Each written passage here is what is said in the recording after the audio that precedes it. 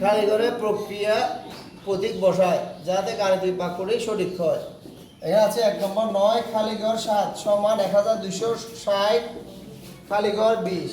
আমাকে এমন একটা প্রতীক এখানে বসাতে হবে, এমন একটা প্রতীক এখানে বসাতে যারা দুটোটা সমান হয়। যেমন এটার সাথে আমরা যদি গুণ করি 7 9 63, এখন 20 দিয়ে যদি আমরা এটাকে ভাগ করি 6 20 120, তো 6 6 নামবে 0, 3 20 60।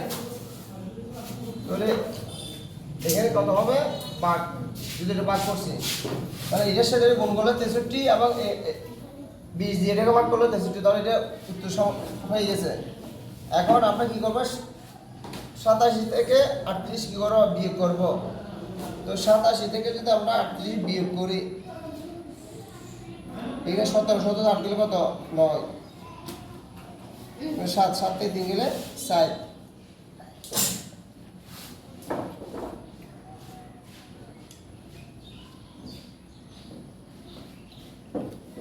কত হয় 7 7 থেকে 3 গেলে 4 49। তাহলে এখানে হবে গুণ আর এখানে হবে বিয়োগ, 7 7 49, একদম সোজা।